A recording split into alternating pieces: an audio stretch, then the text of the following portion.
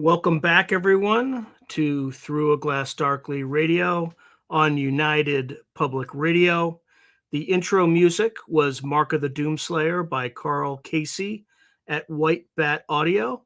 And I want to introduce a perennial favorite of the audience, my brother from another mother in the, well, he's not in the UK, but he's been in the UK, grew up in the UK most of his life. But I want to introduce Franc Milburn. Frank is a strategic and operational advisor, a former intelligence officer for the Five Eyes Alliance, and an alumnus of Sandhurst and the London School of Economics. His experience includes providing strategic and operational assessments of prevailing business environments for extractive industries, as well as a variety of Fortune 500, aerospace, and government clients. He has previously written for the Middle East Economic Survey, the Combating Terrorism Center at West Point, and the Institute for National Security Studies at Tel Aviv University. He is a member of the Scientific Coalition for UAP Studies. I want to give a warm welcome to Franc Milburn. Frank, good to see you, my friend. Good to see you too, brother. Nice to be back on. All right. Well, hopefully we don't get into too much trouble. All right, so we're going to start out talking a little bit about. I'm getting some weird comments tonight, man. I had to stop and look at this. Like compass needle still pointing strongly to the north.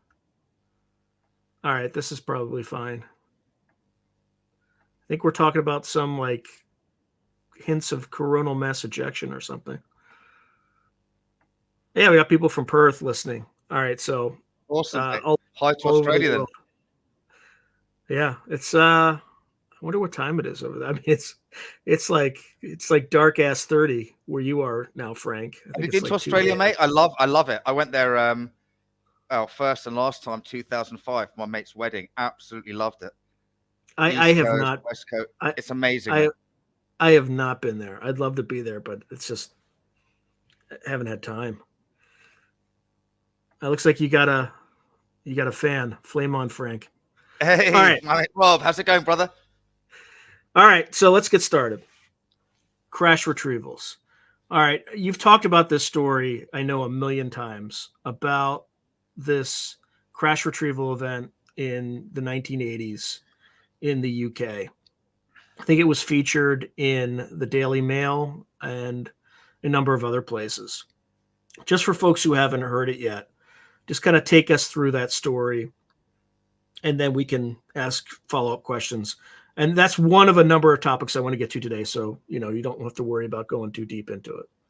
No, sure. I mean, it's I'd say it's anecdotal. It's a story. It was told to me by a former member of a special forces unit in the UK. I wasn't there. I trust the guy, but I wasn't there. I can't say for sure that it's true, but it's somebody that I trust.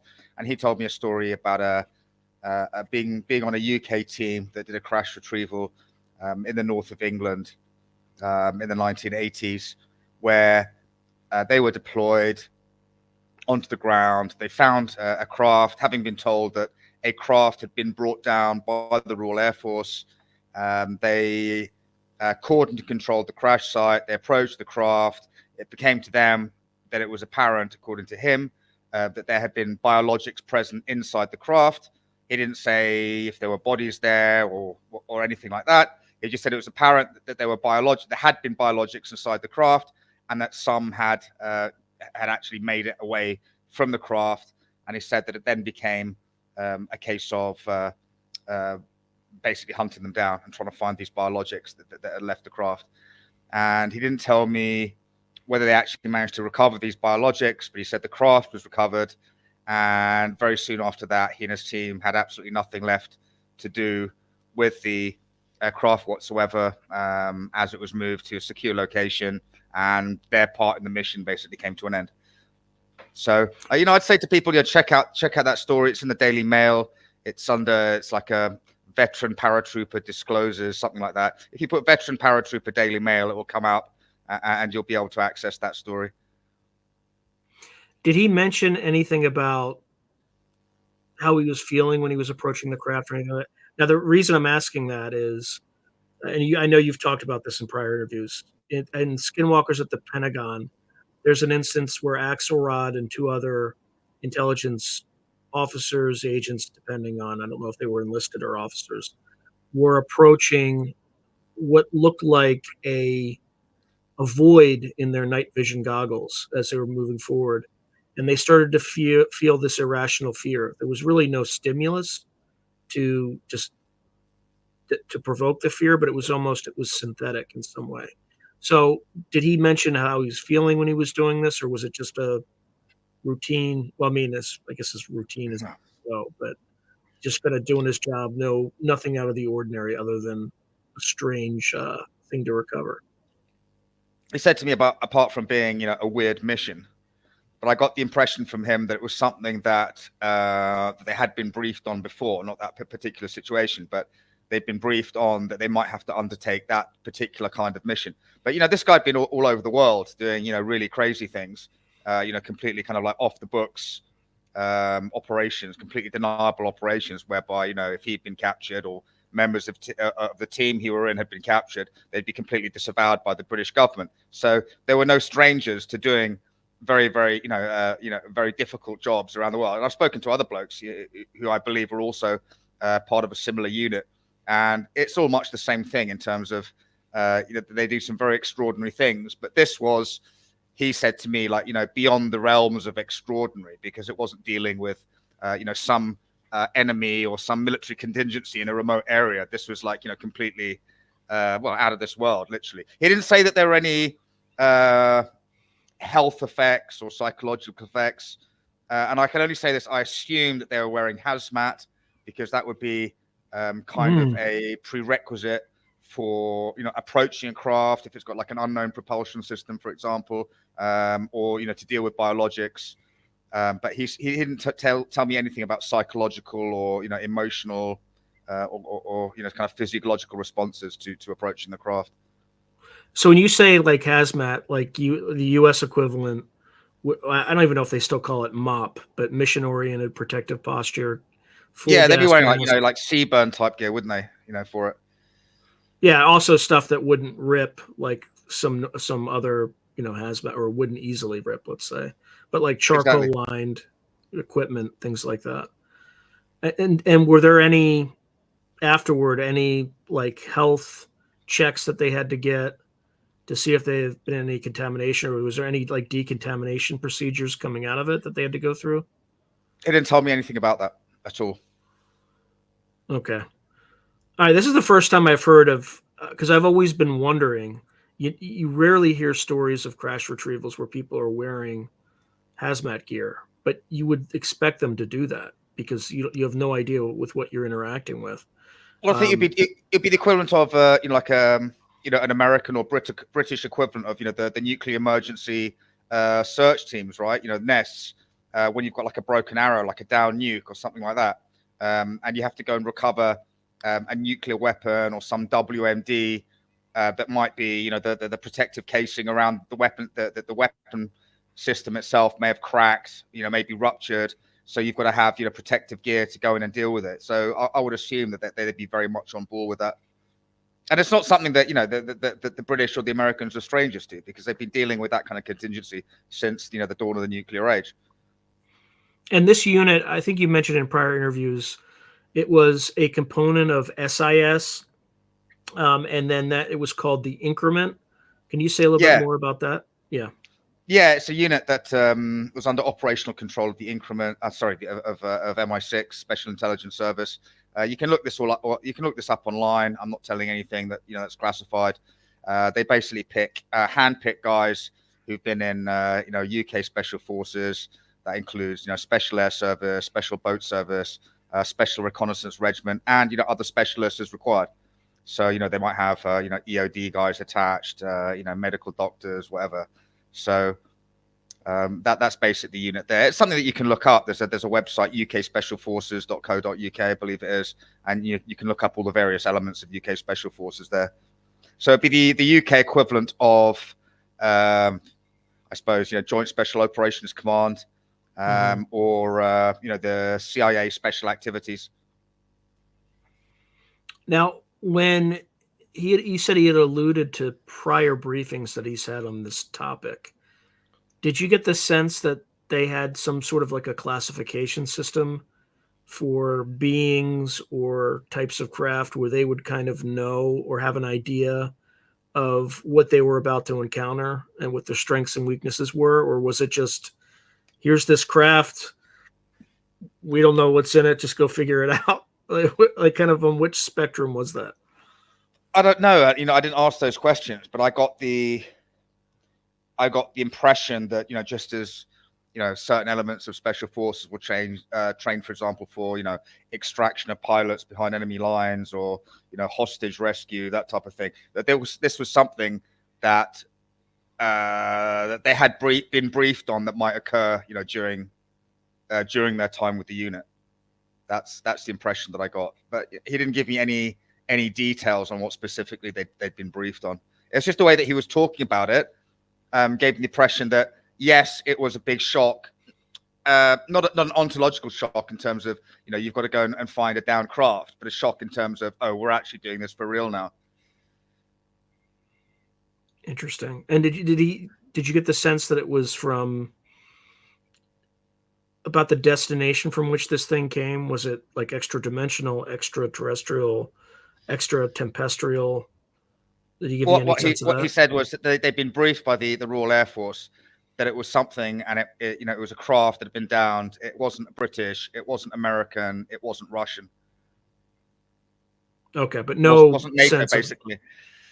But no sense of what the origin of it was. Like no, where it came from. But I got the distinct sense from him, that it was NHI, non-human intelligence.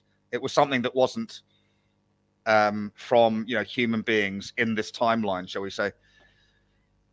Did he give you a sense of its intentionality, i.e., hostile, non-hostile, friendly? No, I can only infer somebody thought it was hostile, because he said he was told that it had been brought down in inverted commas by the RAF. So they brought it down. They must have considered it hostile. Interesting. And this is early 80s, mid 80s, late 80s? I believe it was mid 80s, this one. Okay. Very interesting. And do you recall when the Woodbridge incident was? I can't remember the exact. Yeah, that was year. 1980, mate. Okay, so that was at the beginning of the decade. This would have been in the middle of the decade. So the Brits were no stranger to it, and also, if you look as well in that article, I mentioned 2 incidents where U.S. Air Force aircrew have come forward, one in the 50s and one in the 60s, and they actually talked about being involved in physically involved in aircraft doing air interceptions of craft. So this is something that's happened in the UK air defense region before. Yeah, there's actually an Air Force, a member of the Air Force, I think his name's Peniston. Yeah. Who I think to this day is still unable to get his medical records from the Air Force, his own medical records. I think Senator John McCain intervened on his behalf. And this was one of the individuals who was present at the Woodbridge incident. Yeah. There's a... Yeah, I believe Jim Peniston was the bloke who actually touched the craft and got some kind of download from it. Yeah, and then he had sort of very extreme physiological and sort of psychological effects from it afterwards. And then, like you say, he spent years and years trying to get his medical records, and he couldn't. Now, while we're talking about the UK, there's another individual, pretty enigmatic, that I think spoke to. Was it Paul Horsley? Oh yeah, Peter Horsley. Yeah, Peter Horsley. See, I always get that. Air Vice Marshal Peter Horsley. Yeah. Yeah. What do you know of that kind of tale, and how much stock do you put into it? Well, I mean, this guy, Field Marshal Sir Peter Horsley, Air Vice Marshal Sir Peter Horsley, he's a World War II Mosquito twin engine fighter bomber. Hero, basically, very highly decorated. He ended up as a 3-star general, a 3-star officer in the Royal Air Force. Basically, he was deputy commander of UK Strike Command, which was responsible for all the fighter aircraft and the nuclear capable aircraft in the UK. So he was very, very well thought of. And in the early 1950s, he was still in the Royal Air Force. He became in 1953 equerry, which is kind of like a secretary, like a personal secretary to both then Her Majesty Princess Elizabeth and also to Prince Philip. And then a couple of years later, he became full-time equerry to Prince Philip. So this is a guy who has got a tremendous amount of trust, because he's effectively the consort of the Queen's right-hand man. And Prince Philip was incredibly interested in UAP, or UFOs as they called them then. And Peter Horsley is still like going up to the ranks. So he switches from turboprop aircraft to jet aircraft. He becomes a squadron leader. He's going up the ranks. But he uses his position with the kind of blessing of Prince Philip, and he's got access to all of Strike Command. So he can literally go. He can pick up the phone and he can ask any base commander anywhere, like what's going on in terms of with UAP. And he said in his memoir, which is called Sounds from Another Room, in his memoir, that there was a hell of a lot of interest at the senior levels of the British military, both in the army and in the Air Force. He doesn't talk about, actually, no, he does mention, I think, one admiral as well. But there's a tremendous amount of interest in in certain members of the senior establishment and the senior military, people who'd served in World War II and were going up through the ranks in the 50s and the 60s and the 70s in UAP. And then he has this fantastic meeting where he is introduced by another, I think it's another 2 or 3 star. He's invited to go to a party at this lady's house in London, and he meets this guy who introduced himself by the name Mr. Janus.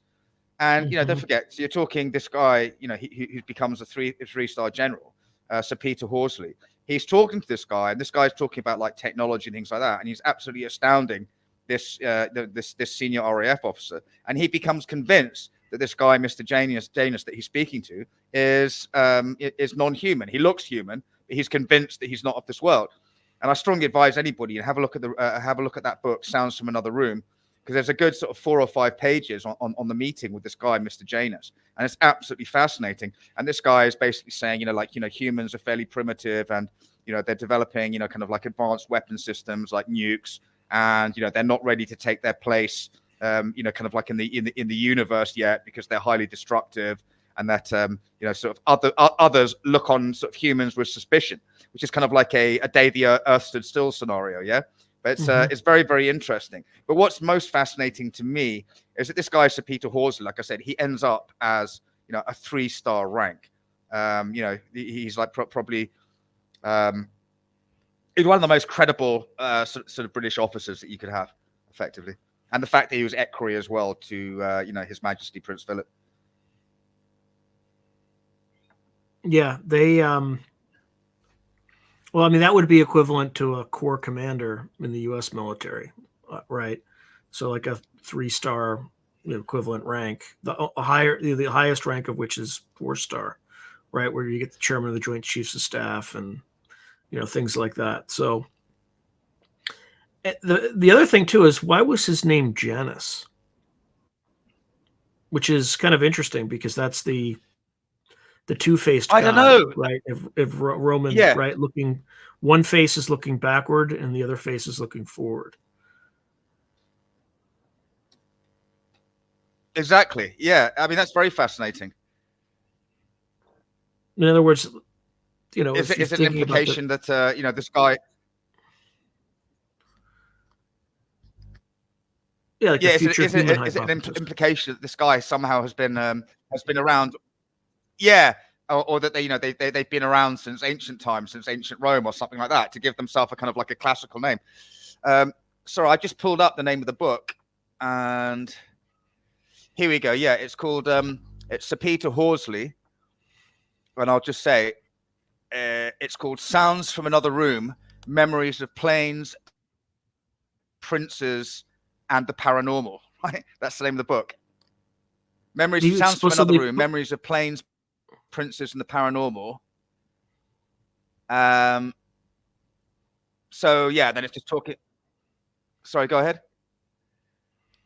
I think you're on a delay. Keep talking. Sorry, mate. Yeah, I was just talking about the book. Sounds from Another Room, Memories of Planes, Princes, and the Paranormal. But well worth the read. I mean, it's one of the most fascinating books that I've read. Are there any other paranormal elements to that book aside from the Mr. Janus story? Well, it's a long chapter that he has on UAP, but I mean, the book basically starts from, when he joins the RAF shortly after the start of World War II. He gets shot down over the English Channel during the Normandy invasion, and then the UFO part is just like one part of his career, right? Because he stays in the RAF for decades after the Second World War. But I mean, it's fascinating just if you want to read about a fighter pilot as well. Yeah, absolutely. All right. Well, when we talk about crash retrievals, have you ever met anyone on the American side who allegedly took part in one of these crash retrieval operations that you can talk about? I have not, no. Okay. Yeah. As far as I know, I haven't. Yeah. Not American and not participating, but you'd be amazed at people who come out of the woodwork who you've known for 20 years who will tell you that they've seen one in custody and they've seen biologics. Now, alive or dead, I don't know, but I know of a person who at least admitted to that, but not any government that you would think. And if I told you the name of the government, I would put both our lives in danger. So okay. I'll just leave that one out. But yeah, I think this phenomena is more ubiquitous than most people think. And I think it's been locked down for so long that a lot of this stuff isn't coming out. Now, I fully acknowledge too that person could also be engaging in some form of disinformation too, right? Because I haven't seen pictures, I haven't seen evidence, so I have to be cognizant that could also be part of it. Yeah, well, I mean, it's exactly the same with the Daily Mail story that I was involved with. All I can say is that I trust the guy, and I trust the guy and I trust his judgment. I vetted him with other people. That's all I can say. But as you're saying, I wasn't there. I wasn't participating in it. I didn't see photos. I didn't see any evidence. But then again, you could say the same thing about people who are involved in special operations executive or Office of Strategic Services operations in World War II. I mean, how many of those operations have never come to see the light of day? I'll give you an example. I mean, I was in Scotland. My old man passed last year, so I was up in Scotland. And he was an old SAS bloke, and I was sitting in this pub, and the landlord was chatting to me about my old man, and like he knew that he'd been kind of SAS, although my old man didn't kind of chat about it like that openly. But this other guy who'd been lifelong friends with my old man, called Kenneth, who's dead now, I never realised that they'd served together in the SAS in like the early 70s. And I'd known this guy who was kind of like an uncle all my life because like they'd never mentioned it. So people really kind of can keep things close to their chest. So I'll give you another example. So my mother-in-law's parents, until they died, right? The father, when asked what he did during World War II, he said, "Oh, I just helped the army solve problems. As an example, if we wanted to hide our tanks, I would solve that problem by looking to see how the Germans hid their tanks." I found out like this in the past year, my mother-in-law had stumbled upon some of his documents, and he was part of an operation. I think it was a joint British operation, actually. It was the precursor to Operation Paperclip. So he was kind of either followed the U.S. Army through Europe or was ahead of the U.S. Army, collecting technical intelligence, gathering up. I mean, there's an apocryphal story that he may have even been in the Berlin patent office before the Russians got there to get all the, but never told anyone during his life any of that. And then her mother was, they found out that she had been in the OSS in World War II because they were getting they got something in the mail from the CIA about like the CIA alumni organization or something like that. She was getting them, but she didn't tell anybody, and they didn't find out until she had passed. So these people keep secrets for very, very long periods of time, and that should not be underestimated. Yeah. Another fascinating one, mate. There was a story that came out in the sort of global press yesterday. I saw it on Reuters. They just had this prisoner swap between various Western countries, including the US and Russia. So there was this ostensibly Argentine family who were arrested in arrested in the Czech Republic. And they were effectively Russian sleeper agents. And the kids got on the plane to go to Russia for this prisoner swap. And the kids didn't even know that they were Russian until their parents said, yeah, we're going to Russia. And they got greeted. There's pictures of them being greeted on the tarmac by Putin, right, in Moscow. And he actually greets them in Spanish. But these kids had no idea that their parents were spies. I mean, they're only young kids. But I mean, that's pretty incredible. So it shows that these kind of secrets can be kept. Yeah, which is also interesting because that you mentioned Argentina. That my mother-in-law's mother was an expert on Argentina, which is kind of, she's married to a guy who worked in the precursor of paperclip. It's kind of weird, isn't it? Yeah. Well, I mean, there are a lot of Germans who disappeared to South America at the end of the war. If you look at the Argentine Air Force, they were actually trained by I can't remember his name, the general, but he was a Luftwaffe general, chief of staff, and he actually went and trained the Argentine Air Force. And there are also scientists who developed aircraft in South America, and also as well with certain regimes they trained their security forces. Frank, do you see that super thanks on the screen right now? Oh yeah, I'd love that, Moon Man. Thank you. That would be wonderful, mate. That's a genuine invite. I'd love to go. Yeah, he's got to take care of some things, but if he ends up in Catalina, you are invited, my friend. I'm up for that, definitely. Oh yeah, thank you. All right, here's another big one. All right, I want to read this one out loud because it's so long. All right, speaking of biologics, I was at AU. We often sequence biological materials. Let me give you a little heads up. So I met this guy when I was in Tennessee. He does a lot of work on biologics, but he lived in London for a while when he was a teenager, and he used to work for a guy who would give him a briefcase and would, it would be handcuffed to his hand, and he would just take it to somebody, give him the briefcase, and come back. And then years later, he finds out that the guy that he was working for was the station chief of London for the CIA. So just take some of this with a grain. Take it with a grain of salt. But I think this is real. Okay. Awesome. All right. So when I was at AU, I can't remember what university that was. It might be Auburn University, but I'm not sure.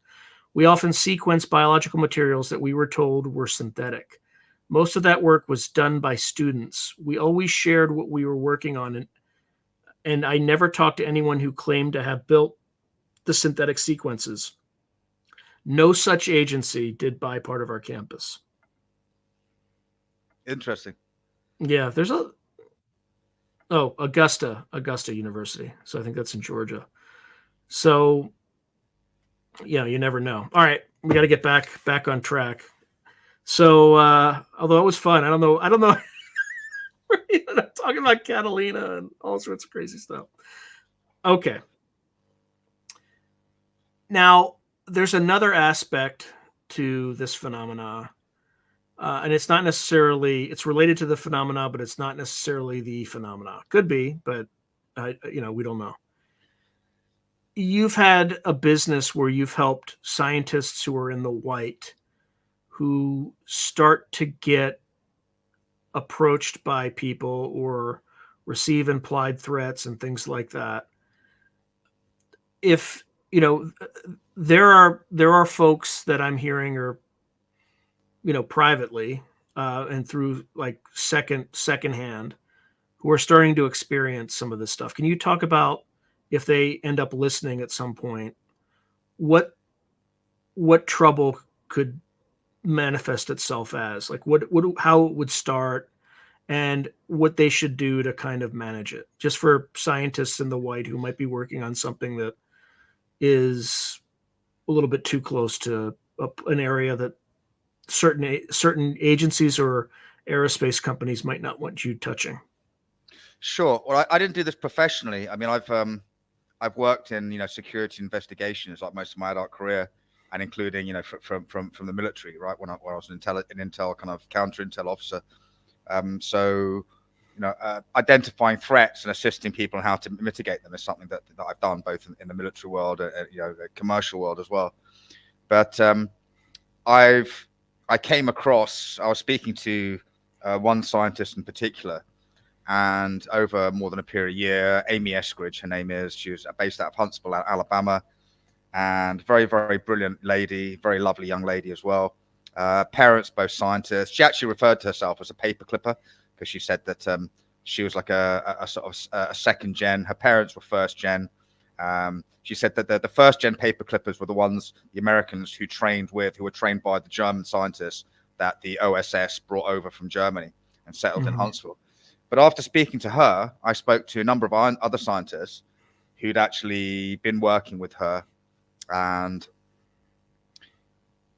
there's no doubt in my mind that she was suffering harassment. I saw pictures of directed energy weapon attacks against her, and don't forget she's a scientist, so she's able to explain all these things in a very prosaic and rational way. I saw evidence of attacks on other people who are close to her as well. People also being kidnapped, people being roofied. An ex-boyfriend of hers was roofied, and I've seen the picture that was sent to her. He went to some convention out of town, met some strange bloke, couldn't remember what happened 24 hours later. She gets these messages that I've got screenshots of, saying, oh yes, I met up with X, your other half, and we had very interesting conversations about you. And then friends of hers as well who weren't scientists, they'd be harassed and attacked, car vandalized, tires slashed, and that was like hundreds of miles away. Then she'd wake up in the morning, and like in the middle of her yard, there'd be, like a car tire just like standing upwards in the middle of her yard. Or another case, there were friends who were poisoned, and it came in a takeaway bag, like a takeout bag from a restaurant, and it had Amy Eskridge written on the side. And they tucked into the food, and they ended up getting very ill. And I spoke to other scientists who were actually with her and confirmed that she had been attacked with directed energy weapons. And then also other scientists started coming forward to me after that, after I started talking about some of these things online. Two other scientists approached me. One of them had been attacked with directed energy weapons. One had members of his family followed around, with strange vehicles, government-looking, kind of like suburban black vehicles. And then another scientist I spoke to had an acoustic weapon attack before they were due to give a speech. And again, being a scientist, they actually had equipment with them, and they were able to measure it. But they ended up having like a very bad migraine before they were due to give a talk on UAP. And then another scientist I spoke to got hit with a DW basically while he was in his office. So he was hit through the window. And then another one that I spoke to had brakes tampered with. Now, brakes tampered with and vehicles tampered with is something that is kind of like runs through the whole thing, because that happened to Amy a lot. And it's also happened to other scientists as well. And another kind of like harassment thing is that, like they'd go out of town, they come back, their vehicles, for example, at the airport in some kind of like paid parking area, and the doors open and the light's been on the whole time, and, the batteries run down. I could relate a whole load of other incidents, but there's no doubt in my mind that it's absolutely legit. And I've got like photographs as well, photographic evidence of the injuries. But I mean, the harassment was just like off the charts. I've also got, pictures of, attempted break-ins as well, weird Wi-Fi signals as well around the house. I've got screenshots of those. You know, we're talking like a place that was out in the middle of nowhere, and you've got like these weird, you know, Wi-Fi signals that are appearing around the place that shouldn't be there because it's in the middle of nowhere. So very interesting altogether, and very macabre and sinister. And who do you think is doing this? Do you think it's like got official government sanction, or do you think there are agreements that allow aerospace companies to do these sorts of things that provide, say, an entity like the U.S. government plausible deniability? Like, how does that work? Like, are these people operating semi officially, or are they completely off the ranch? Well, I'd say originally, and this is Amy, and you know, she was a very smart lady, and she wasn't like some kind of like, you know, boffin scientist where, you know, they've got one part of their brain where they're very brilliant at science and they're kind of like, you know, the absent-minded professor. She wasn't like that at all. She was like on the ball with like everything in her life.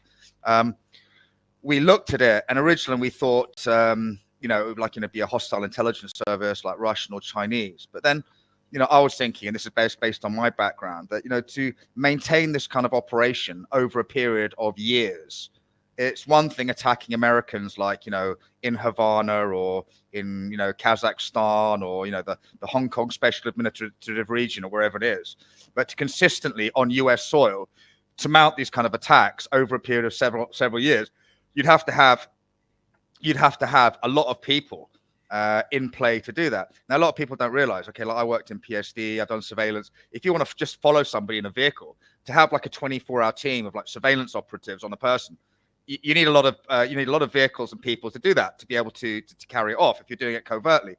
So to have that level of harassment and the break-ins and the attacks and the abductions and all the rest of it over a period of years, you'd have to have a very large team working on US soil. And I just don't see how that would get past, you know, the various American, you know, counterintelligence agencies, whether we're talking FBI or whether we're talking, you know, Intelligence and Security Command, U.S. Army Intelligence and Security Command, for example, in Huntsville, or whether we're talking about, you know, like NASA's security, yeah, especially someone from a high-profile family like her, and also, you know, the other scientists as well.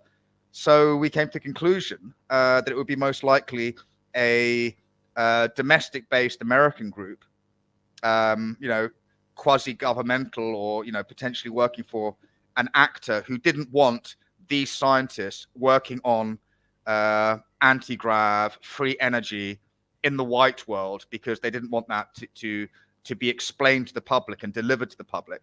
And don't forget that Amy as well, her company, you know, the Institute, they actually gave presentations in Huntsville, and they were looking for investors to actually start, you know, developing like, you know, anti-grav and free energy. You know, she was looking to commercialize it. So I can see how there would be, you know, enough actors who wouldn't want that to happen if they were already in control of those technology, whether it was, you know, an open patent or not.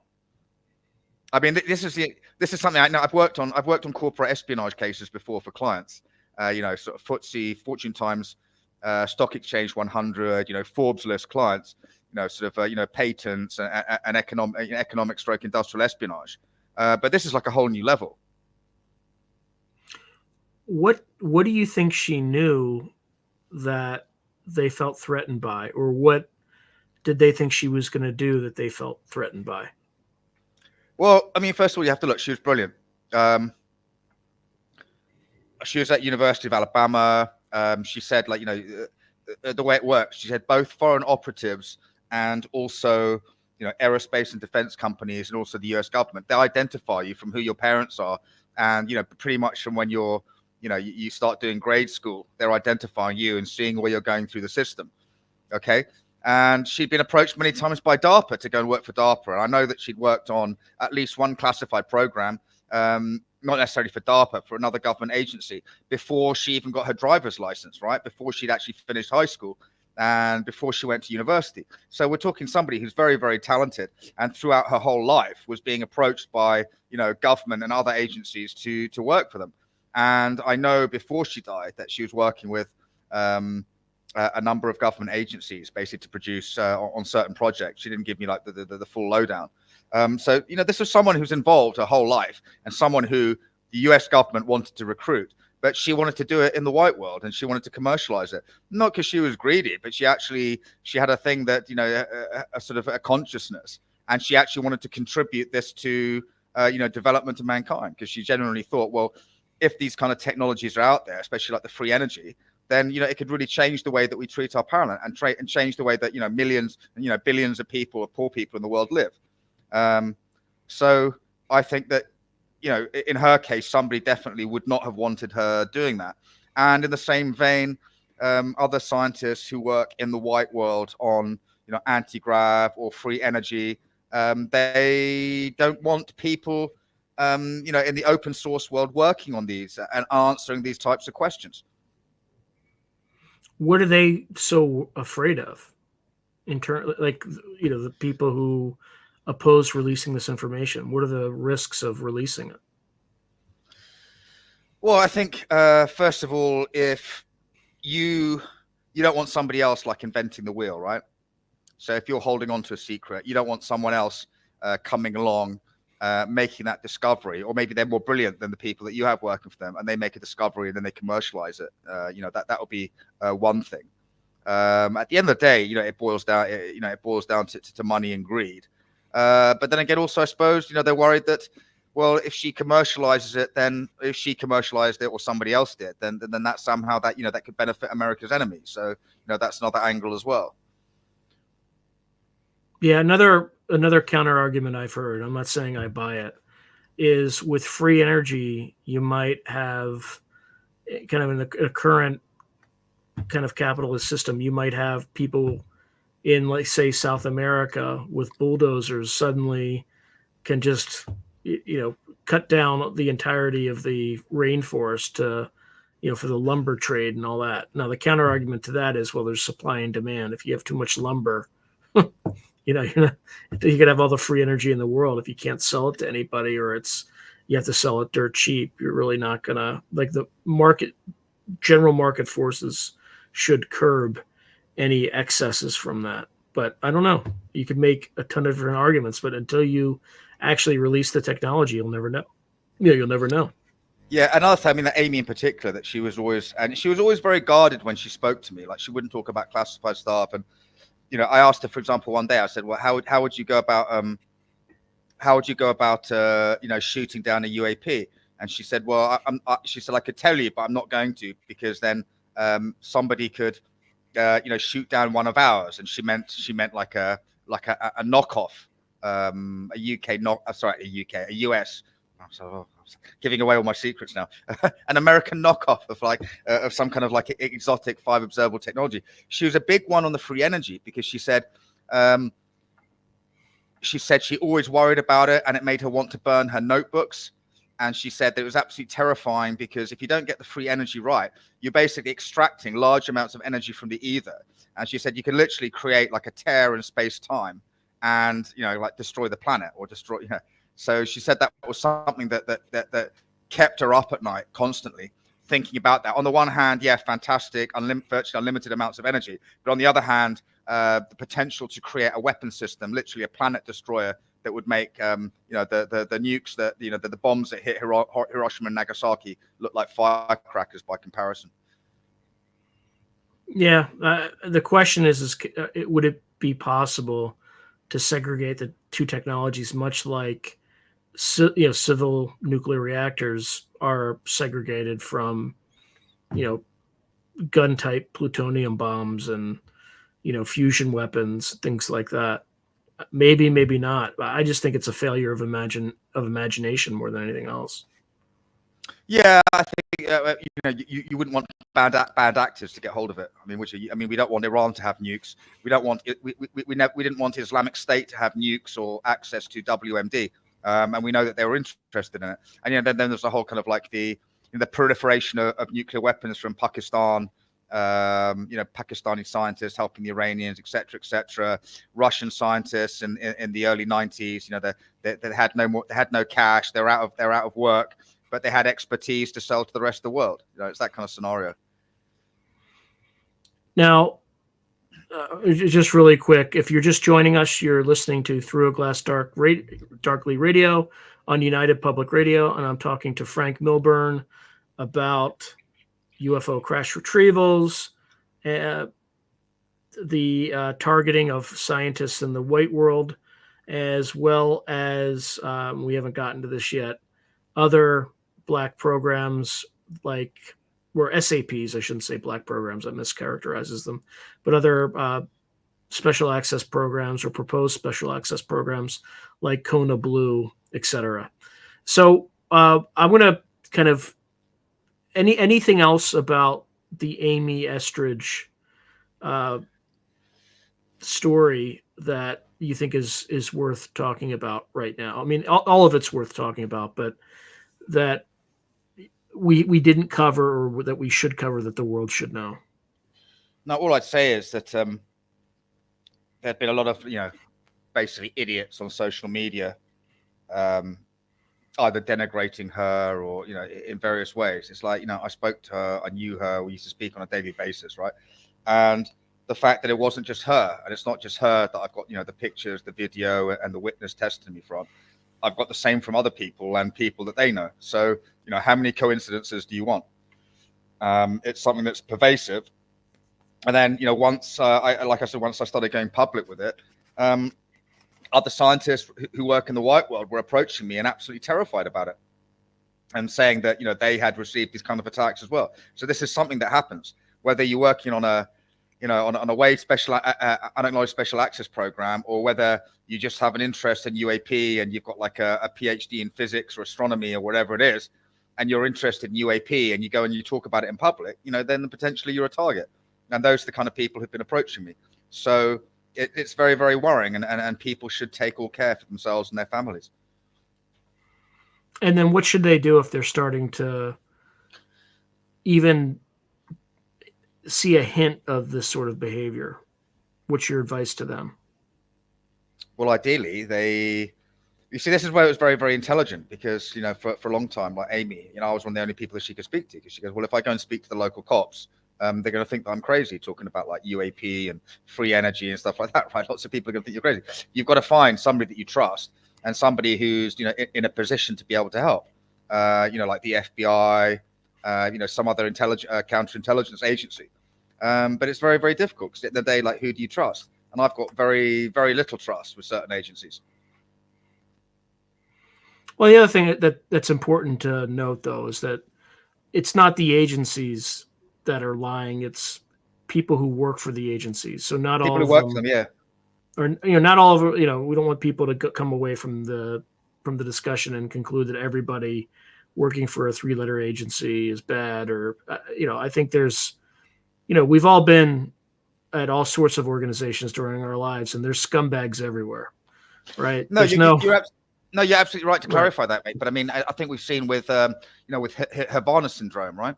I think we've seen as well that some parts we had like a paper from the DIA, a declassified doc, that's talking about these kind of like acoustic attacks. But then I think we've also seen that there's been an unwillingness on the part of certain agencies to admit that this is going on. I mean, at least in public or to Congress, maybe because they don't want to give up sources and methods. They don't want to say, yes, our best and brightest have been targeted by the Ivans. So I can understand that. And you're very right to say, we can't just say blanket, CIA, DIA, whoever it is, that they're all like scumbags. I mean, a lot of people think I'm a scumbag because I used to work, for a British intelligence agency. Yeah. Well, I'm not. I mean, I'm a scumbag if you're an enemy, but I'm generally a pretty good bloke. And most of the people are like that who work in intelligence and, the broader military as well. So you're absolutely right. We don't want to give that impression and say, blanket, everybody in a 3-letter agency is like a horrible scumbag. But I think it's something that's very worrying. And I don't think, especially in America, I don't think that these people are being protected, right?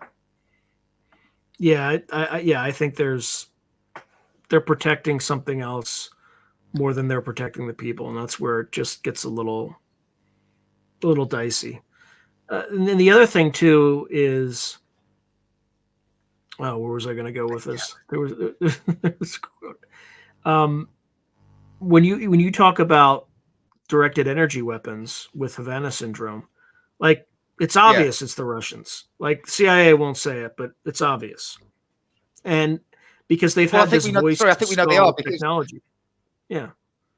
Well, yeah, I mean, they had, there were 3 blokes who actually appeared in front of Congress, and they said, like, it's no doubt it's the Russians. You've got like this unit. They gave the name of the unit. They said this bloke was in the US at this time, and they were involved developing this kind of like acoustic weaponry technology. So yeah, definitely the Ivans.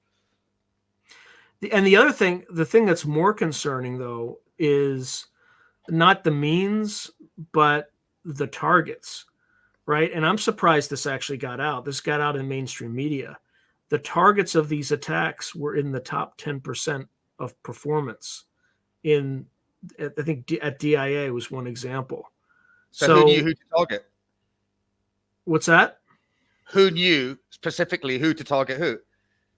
Yeah, exactly. Like, how much did how would the Russians know who was in the top 10%? Yeah. Right. That's the more concerning thing. Like, they have deep intelligence like that. So, but of course, mainstream media went right over their heads. Like, no flag on that, no follow-up questions. Like, how do they know that? And, you won't get an answer after that, but it's just kind of where we are. All right, let's see. I'm just pulling up a bunch of things. So the Hellfire Remote Viewing Club tackled the target of the Havana syndrome causes. Yeah, I think I've seen that a while ago, but yeah, Daz Smith put that together. Actually, I had one of Daz's teams did a remote viewing exercise for me. Yeah. That's going to be featured on my channel. It's it's already up, so it hasn't previewed yet, but I just asked them to remote view the last or the latest U.S. crash retrieval. And just all they had was 6-digit or 8-digit coordinates that, not geospatial, just 8 digits. That's all they had. And we learned a lot. So that will come up in a few weeks. It'll be again later in August. Oh, man, that sounds kind of like dicey, mate, to be involved in that. Well, I mean, the CIA said it doesn't work. They said officially that the remote viewing doesn't work. So, I'm just having fun here, right? Right. My government tells me it's not real. So, but must be true then. No, I mean, if somebody showed up at my house, I'm just going to say, you guys say it's not real. What are you worried about? Right? Oh, Jim Semivan says Havana is from a non-state intelligence agency. Come on. Maybe. I don't know. I don't think. I think it's the Russians. Oh, I think in terms of, sorry, my own belief. I mean, I'm just looking what it said, but yeah, Amy definitely got too close to truth, Rob. Yeah. In terms of the Russians, no, and there's no doubt in my mind that the acoustic attacks from Havana to, Kazakhstan to Hong Kong, definitely the Russians, because Bob Maguire actually went, Science Bob Maguire, who's a great guy. Hi, Bob. We love you, mate. I need to interview him. I have not interviewed him. So yeah, you got to interview him, mate. He is like Mr. Cerebral. Like he's like, what do you say? Like, he's like MacGyver, basically. He should be called Bob MacGyver, not Bob Maguire. Bob MacGyver, because he used to go around the world doing like all these weird and wonderful like science things for. He was at the what's it called? The oh, it's gone out of my head. I'll look for it in a minute. But he worked for 26 years. He was at this institute that basically hired like the brightest people from science to work supporting the intelligence world. He actually said that on Twitter, he said that he was in Russia in the 90s, and he actually saw like the antennas and all the kit that they had pointed at the US embassy for basically sending these, these acoustic signals that were affecting people. And he said, like, there's no doubt, and that the Russians were engaged in that, those kind of acoustic attacks. So I think when it comes to the Havana syndrome that we've been seeing officially, like in all the papers, there's no doubt in my mind that that's the Ivans. Well, the other thing is who would have the capability to know who the top 10% are, right? Yeah, I mean, who state actor? Who would have the capability, and the means to carry it out as well, like on a global scale. Yeah, exactly. I mean, look, I'm not saying it's impossible for it to be a non-state actor. I would just say it's highly unlikely. And some of as somebody, a former employee of the CIA, a lot of the stuff that they put out there they have to put out a healthy dose of disinformation mixed with actual information. So Yeah. you got to take all of that stuff with a huge, well, not a huge, but just a grain of salt. All right, let's move on to disclosure. Where are we in this process? Is it ever happening? Is there going to be a forcing function that makes it happen faster? Like, what's going on? I don't know. I thought we'd already had disclosure. I mean, the Australians have released UAP files. The Spanish from 1994 released loads of UAP files. The Brits have released loads of UAP files. The Americans have already, they've released, documents. I mean, like Kona Blue. So one could argue that we've already had disclosure in a way. It depends what you define as disclosure. If it's the moment where the president goes on TV on the White House lawn and says, aliens have landed or they're here, whatever, then no, I don't think we're there yet in terms of that. But I say from 2017, we've been closer to it probably than we've ever been in terms of press interest, however kind of like lacking that is. You have to look back as like, because I remember reading about UAP in sort of like the 1990s, right? And the early 2000s when there wasn't a lot going on. It was just like books that you read on UAP. There's been so much coming out since 2017 that I think people who've come to the topic more recently, they don't appreciate just how little relatively came out before. Now it's like every week there's new news, there's something going on. More podcasts than you can shake a stick at. I remember when there was like maybe, sort of 3 or 4 sort of major podcasts back in 2016. I'd be like painting the roof of my house. There were maybe 3 or 4 podcasts that you listen to regularly on like UAP. And now it's just like, there's a multitude. So I don't know. I think this year it's not going to happen in terms of, I think there's going to be a retrograde move towards disclosure just because of everything that's going on in the US. Trump nearly got slotted. Biden got removed by his own party. Anybody, in Congress, they get elected every 2 years, don't they? But everybody in Congress is going to be gearing up for election time. All the party machinery is going to be gearing up for election time. Plus, you've got like all these kind of like, fast burning fuses from Ukraine to the Middle East to, the Indo-Pacific region and Taiwan Strait. So I think it's going to be retrograde for UAP disclosure this year. Yeah, I think no matter who wins the U.S. election, there will be instability associated with it because neither side, trusts the system in terms of what the system tells them, and you can't really blame them given what they did during the last election in terms of, having the FBI and another OGA, it was just referred to, interface with these social media companies, suppress major news stories that could have swung, the election one way or another. I think there's a raw taste in a lot of people's mouths after that.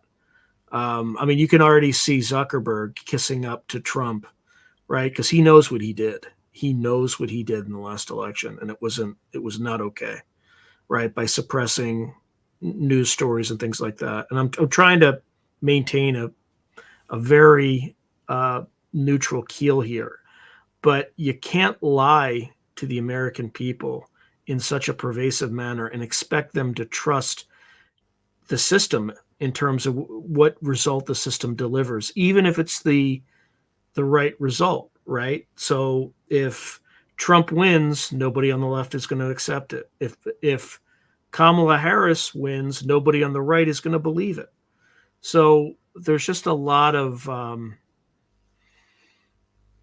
speed bumps. And if I were China right now, and my strategic calculus was that I'm going to take Taiwan by force and not peacefully, by just waiting and wooing them over a period of time. This year and next year are probably the 2 best times in a generation to pull it off. And I think if there's chronic, if the instability in the U.S. tends more toward chronic instability, I think the Chinese may try to roll the dice in April or May of that year. So we'll see.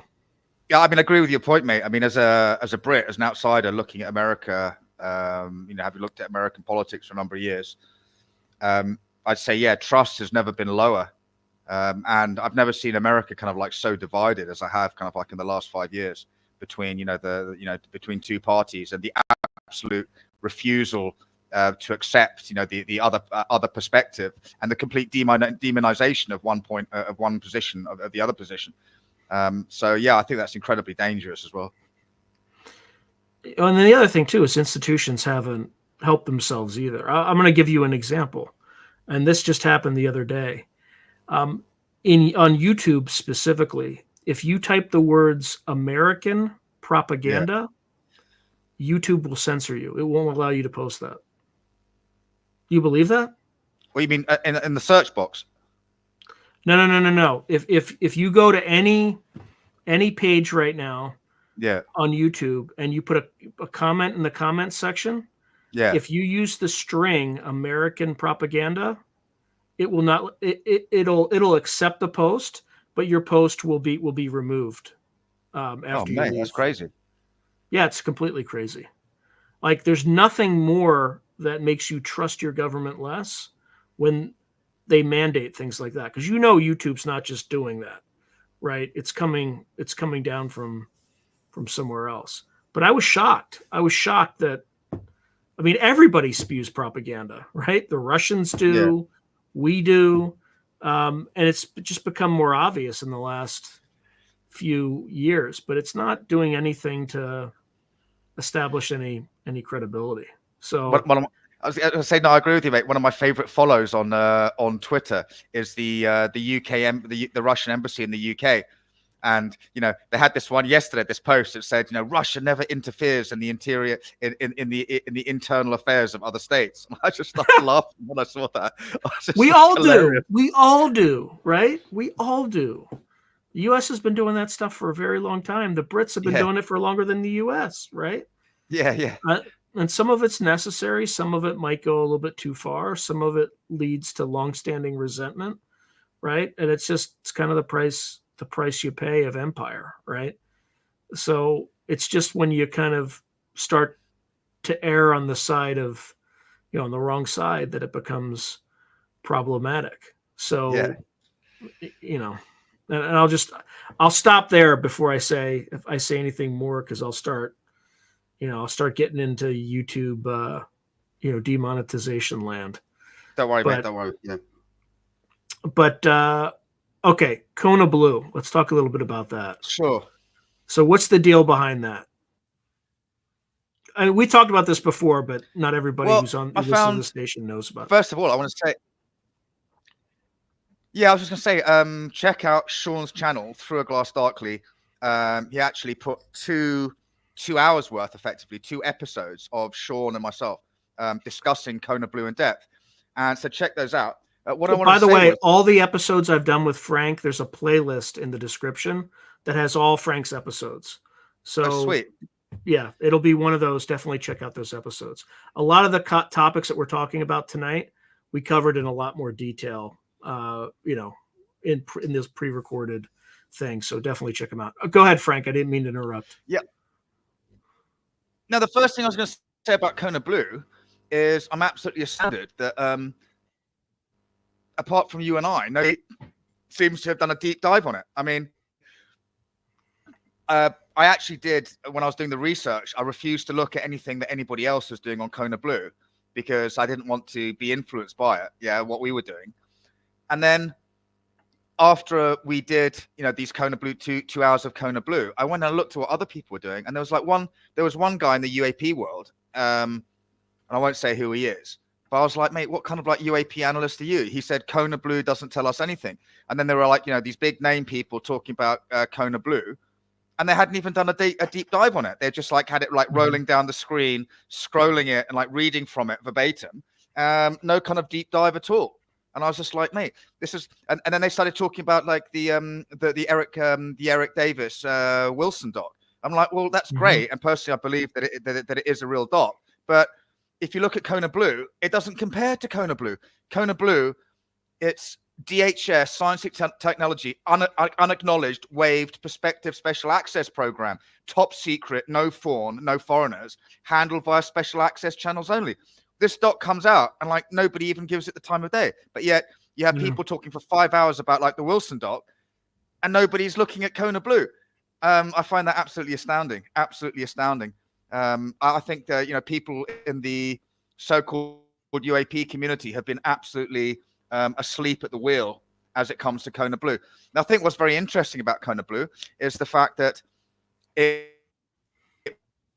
was a prospective unacknowledged special access program that was released. Am I still there? Yeah, declassified in June, I believe, of last year. And so then RO puts it out, and we can talk about why in a second. And then very shortly after, like Kona Blue, it talks about, you know, the DHS. And if you look at DHS, they've worked very closely since like 9/11 with the Department of Energy. Okay. And then if you look at what's very interesting now, you look at Kirkpatrick from RO. He's gone to work at Oak Ridge Battelle, which is basically sponsored by Department of Energy. And then you had Paulina Luna, Congresswoman Paulina Luna, when she was grilling, what's her name, Granholm, the secretary of the Department of Energy in a congressional committee. She actually brought up Kona Blue to basically grill her with that, which I found very, very fascinating. Yeah. So why did Arrow release it? What's your theory on that? Well, yeah. I mean, I think, you know, the point that you made was very, very interesting. I mean, the point that I made originally was that, you know, Kona Blue, it was kind of like, you know, there's nothing to see here. This is what one program that the US government had, apart from sort of apart from ATIP, apart from ORSAP, which they mentioned in that kind of really crappy historical report that Aero did.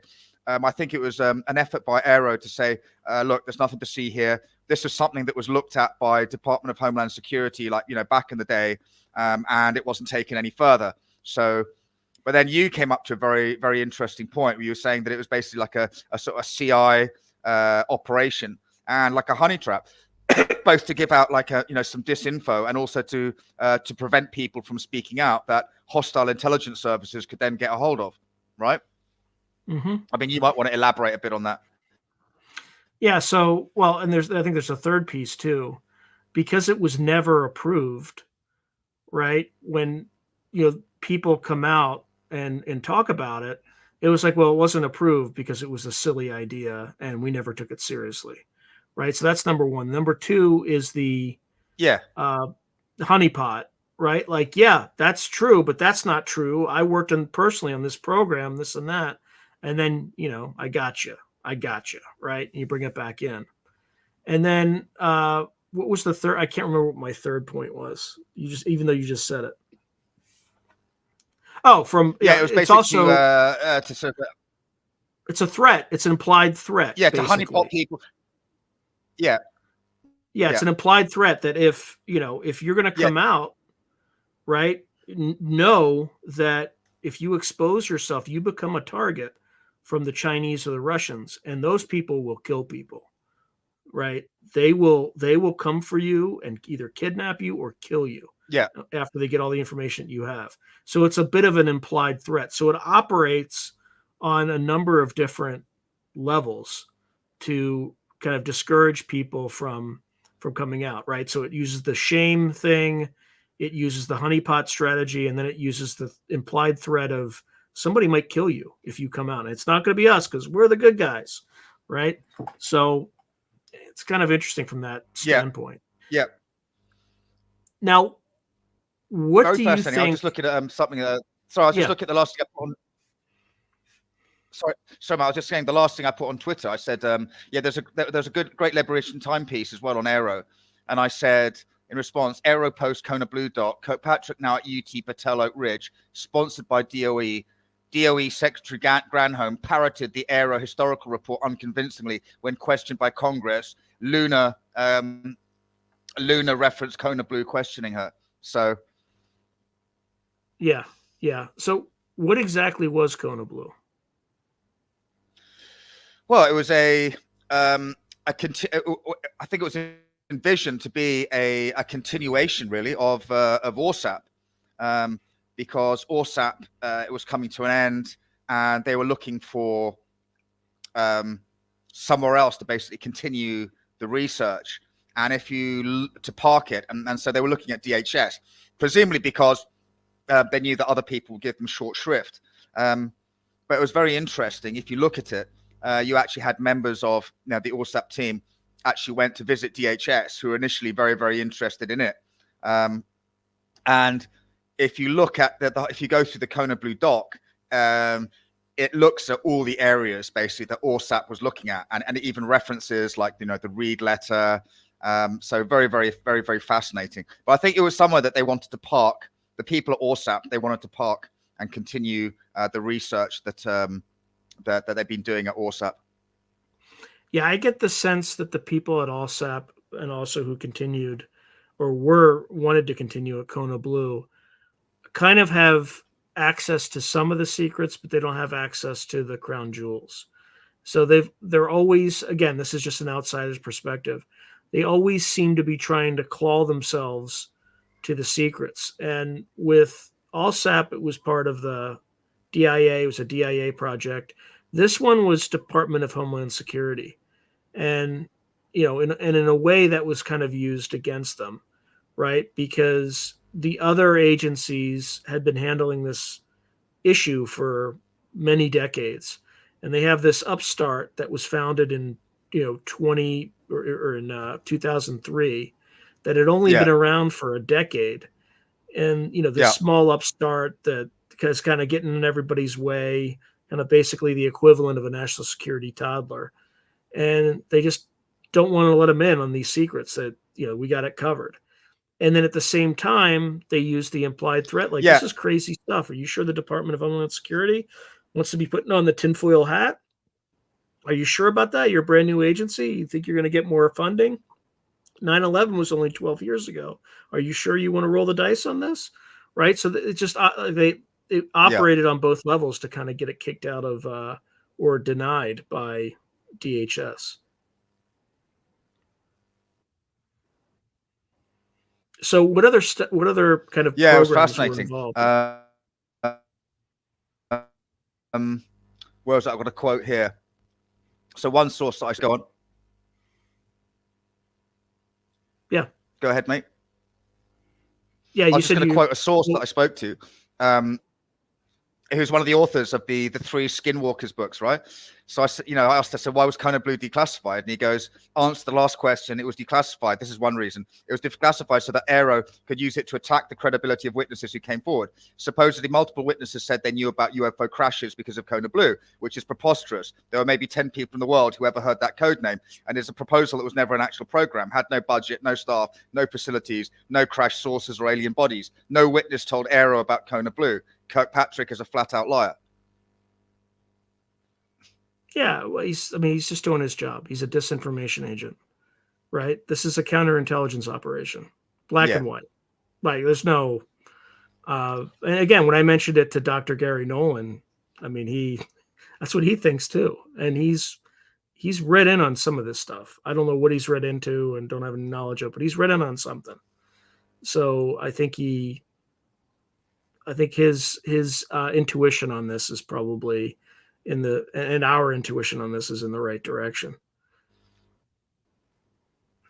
So in terms of, there's some weird stuff they were working on too. And it was kind of written, a lot of it was in coded language, right? So they didn't say time travel. They talked about temporal translation, right? Like there's a lot of interesting code words, not code words, but euphemisms that they use to describe common terminology in a uncommon way.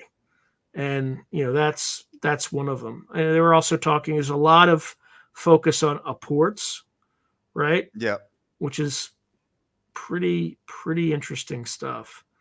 So it just kind of makes me wonder how much do you think they really know about all this stuff? Like, do you think they actually have a classification system for various interdimensional species, races, ET races, all of the above, or do you think they literally have no clue where these things are coming from?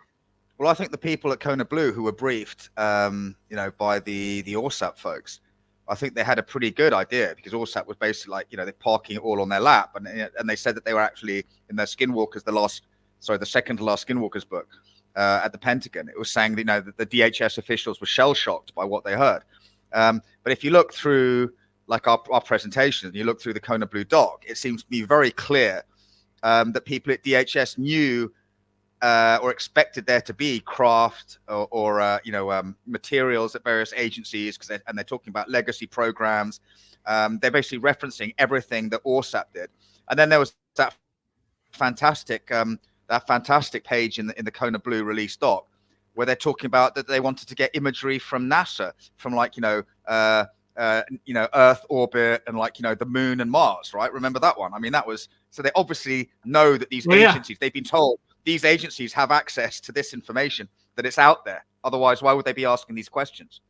Yeah, they were capturing this data using telemetry data from satellites, right? Yeah, it's very clear. And or from maybe people who are actually on the moon and took pictures. Yeah, it could be. That's another weird question. I mean, how do we know we don't have a moon base, right? If it was classified enough, there was a project back in the 1950s called Project Horizon, which was meant to build exactly that. If you read the Corso book, he claims that they never succeeded. It was too ambitious, etc. But you never know. So, do you have your slides, Frank? Somebody's asking if you could potentially. Yeah, I do, mate. Yeah, post them. I don't know if this is going to work, but we can try. Yeah, what I'd actually do is, what I can do is on Twitter at Franc Milburn, I can post a link to the two shows that we did, or you can. I mean, it's got all the slides in there. Okay. Yeah. We don't have to do it during the show. Yeah, I mean, that's the best way that it works, though. Yeah, and then we're actually talking through it. Let's see. Oh, that's a good point, actually, Grey Owl. Sean and I actually talk about slide 9 in conjunction with Kona Blue.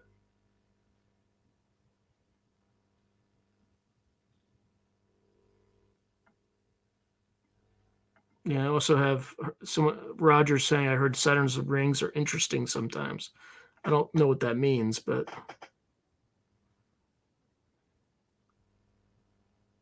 I don't either. Yeah, I don't know. So when do you think government officials or whomever will provide more of this information about how we've classified some of these things, what they are, where they come from? Like, why is that something that they're reluctant to share? Well, it's kind of like the more information you divulge, it's like the more questions that come out of it. So if it's like, well, these NHI are from here, then it's like, well, how do you know that? How did you sense them effectively? How long have you known? Have you been in contact with them? How did they get here? So therefore you have an understanding of, what kind of technologies or craft they might use. So it kind of like creates more questions than it solves. People's curiosity is insatiable, right? And especially, everybody like in the sort of, the science world who's interested in UAP and in the sort of UAP community is just going to be like on it like a hawk. It's like no amount of information is going to be enough until you get to the absolute bottom of it. Well, why don't you think these things have disclosed themselves? Yeah, that's a very good question. I mean, in a way, you could argue they can because of that they have, because of all the sightings that have been. I mean, literally millions of sightings or hundreds of thousands of sightings, loads of credible witnesses. It's been all over, military sensor technology. People I've spoken to, from the 1950s. They've seen these things on radar, right? And then obviously our sensor technology has got more and more sophisticated. So in that way, sometimes they don't seem to be. NHI or the intelligence behind UAP don't seem reticent about exposing themselves, craft with flashing lights and all the rest of it. and craft seen over sort of highly densely populated areas. But then you ask, why haven't they disclosed themselves? Well, that's a very good question. You don't, they're involved in something not necessarily nefarious, but something that they want to keep to themselves, that they don't want to share with, the human race, whether it's nefarious or not. But the question in my mind is, well, why are you doing it, and why don't you want other people to know about it? And what do you think are some of the? Let's take the less nefarious options. Why would somebody hide something like this if they weren't up to no good? Well, it just could be NHI side. Yeah. Yeah, they don't want to freak out like the monkeys with nukes and guns. They want to rattle a cage. They just want to like observe, like like if you're observing an ant nest, you don't want to go and stick your finger in and start like messing up like all their little trails and the way that they're working. Do you want to like observe it and see how they reproduce and all the rest of it? It could be just genuine scientific interest. But the question is always in my mind is why wouldn't you divulge, or why wouldn't you advertise your presence? But then again, you wouldn't, I like to feed my ants in the garden, right? I like to give them like bits of sugar and fruit and stuff, but like, I don't advertise my presence to them. I might give them like a bit of fruit. They're like, oh, great. There's like, we've got a bit of fruit. We've got some food to take to the nest, but they don't think it's like come from some big God in the sky, probably because they don't have that kind of, perspective.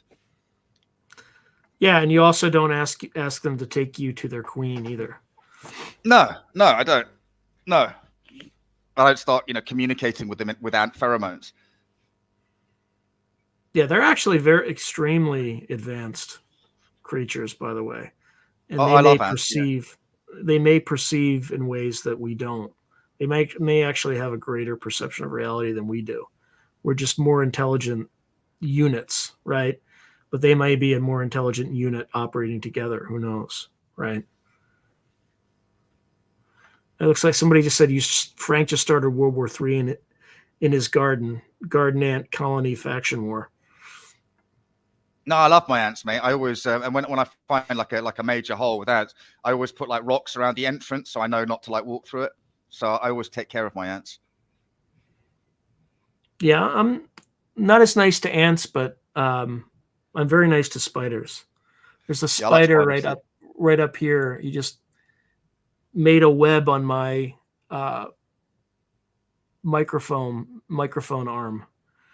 Yeah, and I mean literally it's just right there, just hanging out. So I've got a couple of fat ones in the kitchen, and a mate came around. He goes, "Oh, why do you want a spider in the corner?" I said, "Well, what would you rather have? A couple of spiders with a web in the corner, or like loads of flies buzzing around, or having to spray shit?" You know what I mean? Spider does its job. Job done. Yeah, that's why I keep them around. I do not kill spiders ever. Never. No, I like spiders. I like them. And we also get got nice lizards here called like geckos.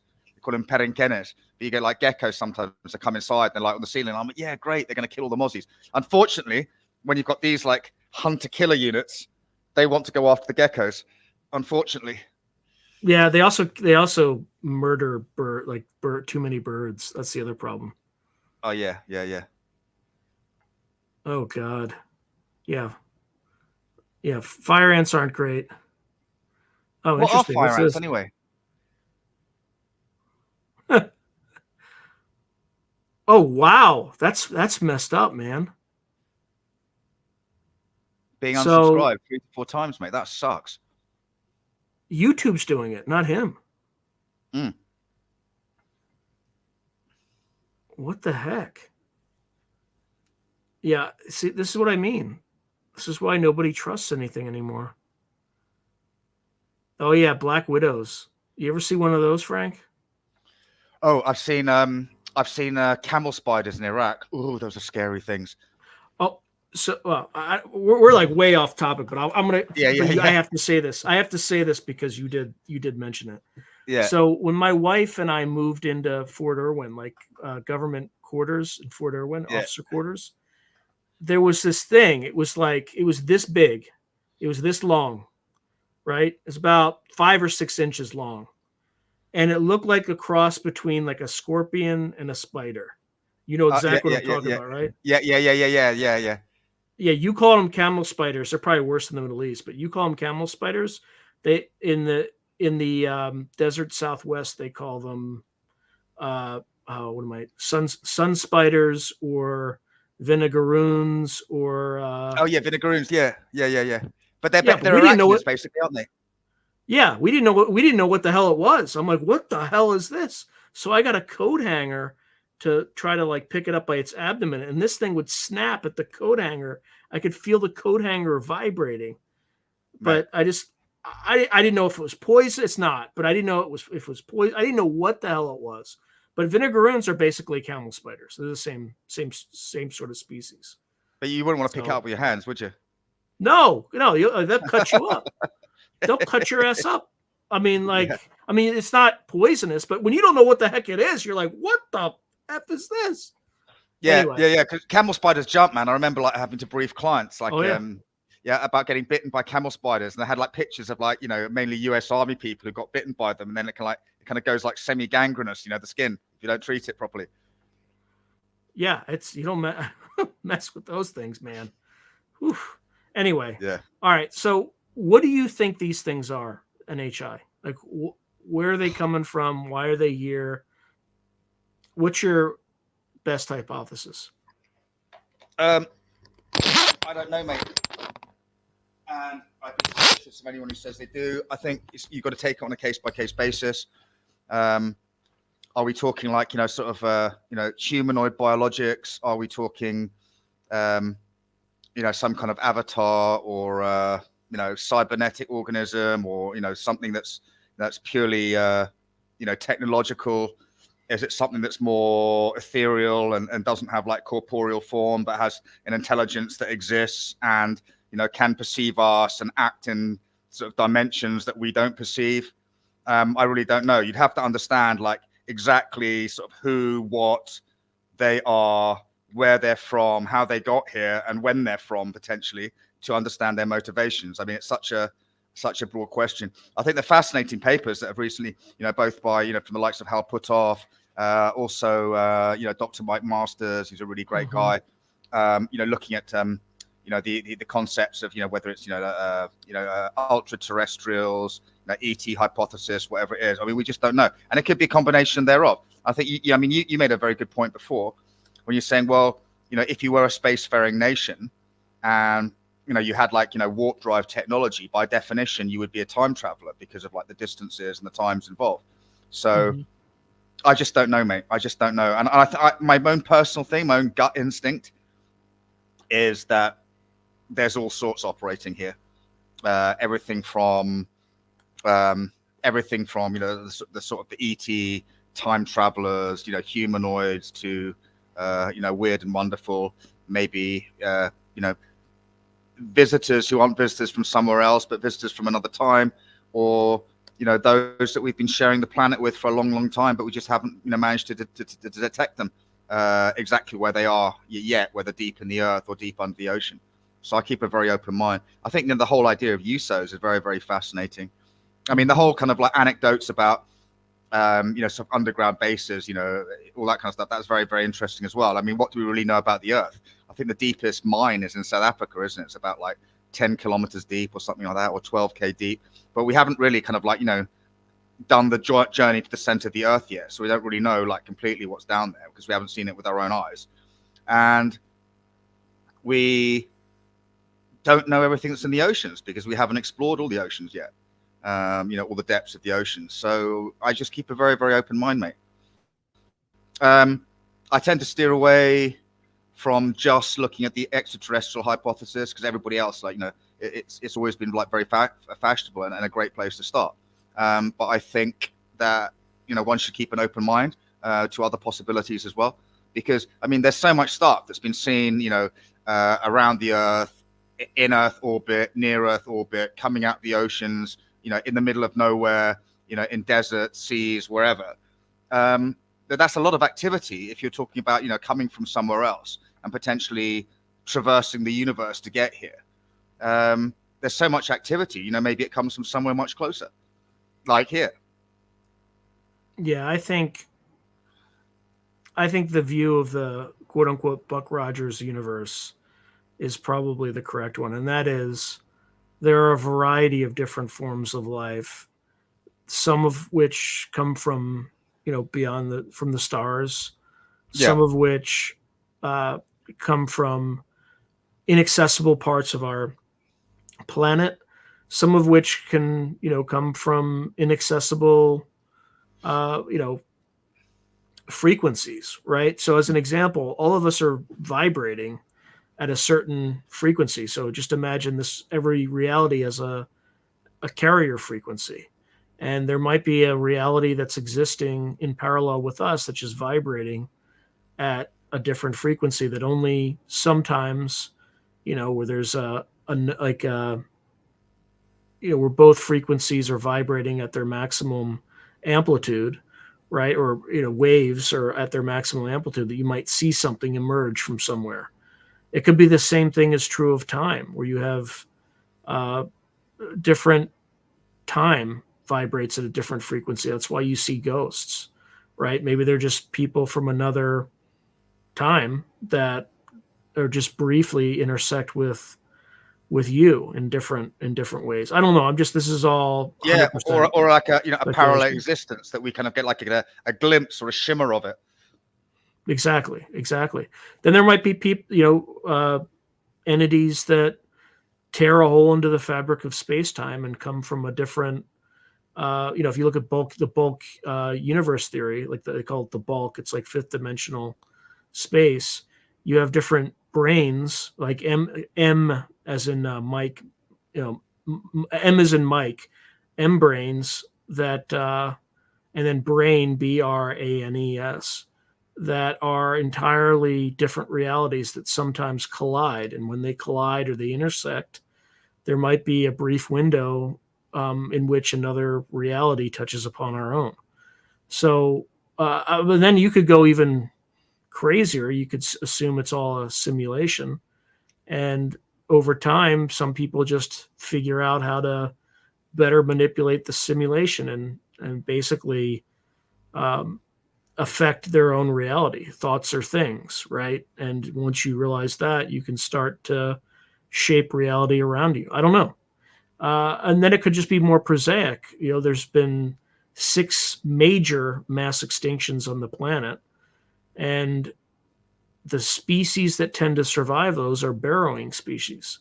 So Yeah, there could have been, you look at the Silurian hypothesis, there could have been some ancient, species of sentient dinosaurs or dinosauroids or saurians, right, that yeah, burrowed into the ground and live in vast underground cities, and sometimes come out, and that's what we see. Or this sort of advanced civilization may have established settlements or bases on the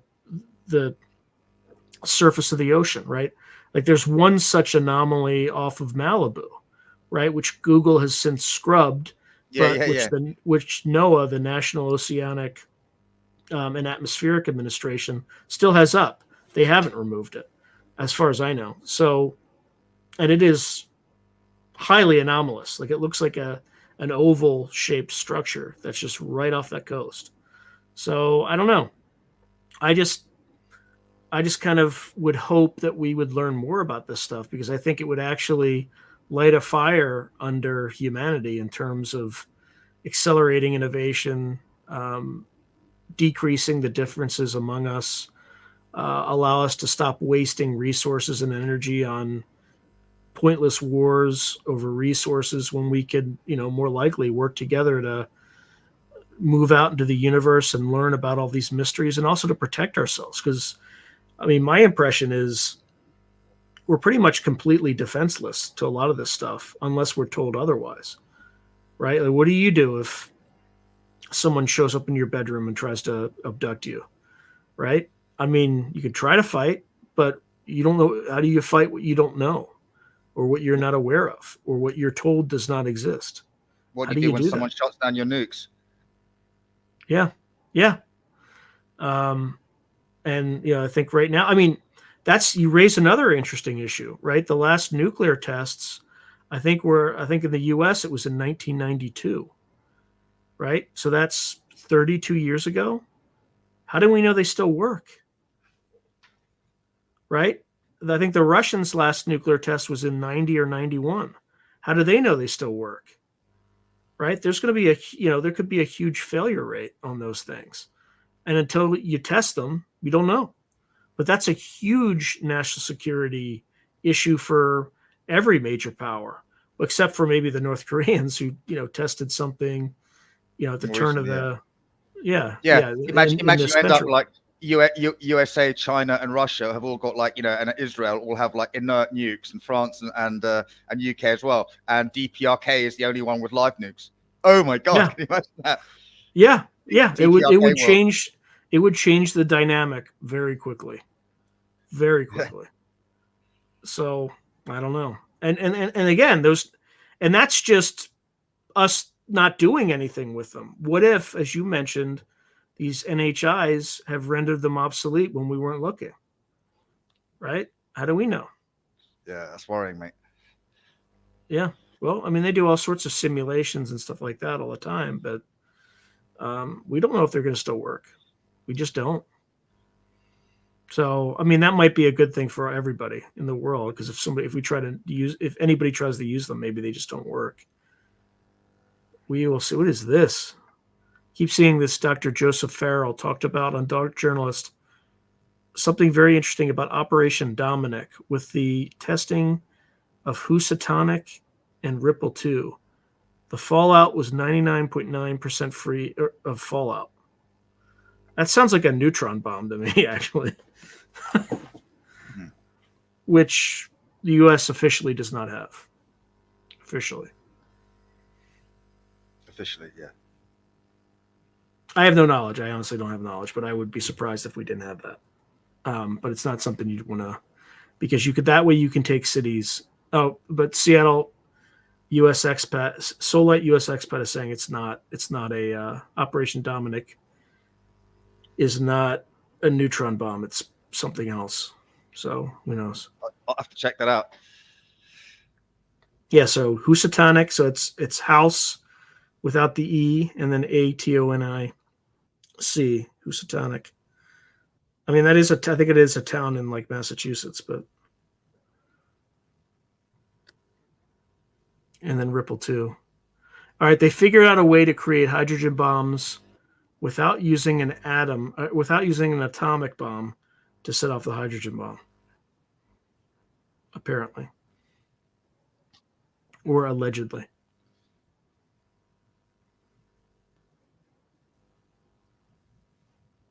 Yeah, I was going to say, all the people though who say, NHI are here to help us, and they get these messages like, we have to look after the planet and all the rest of it. Well, I mean, there've been like hundreds, right? There've been like hundreds of nuclear tests since World War II.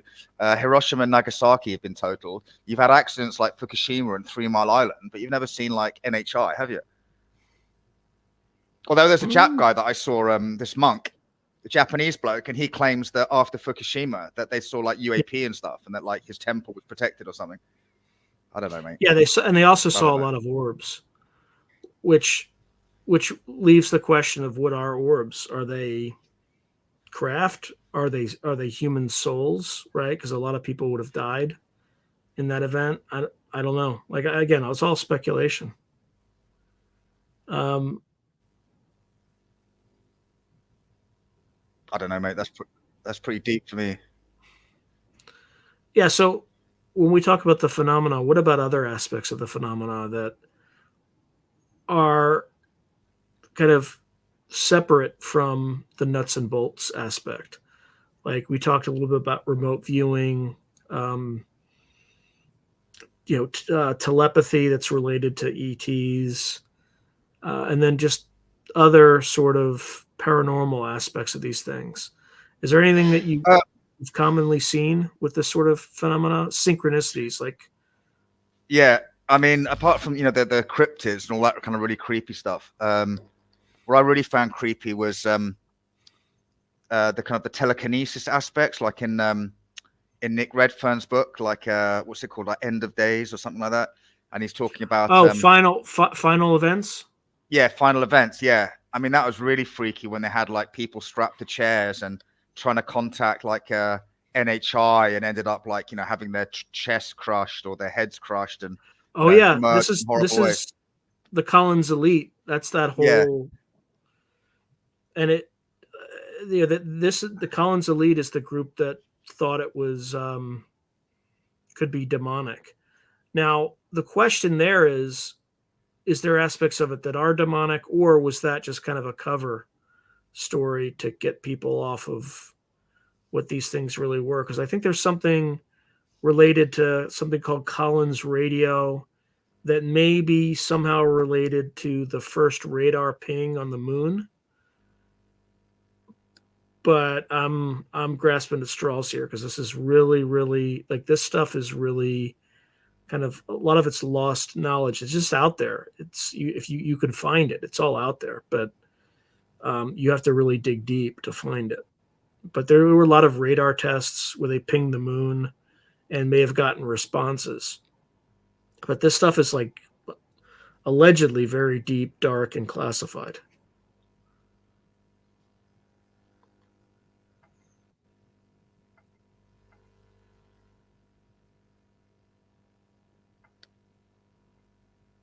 Just going through some of these nuclear weapons tests.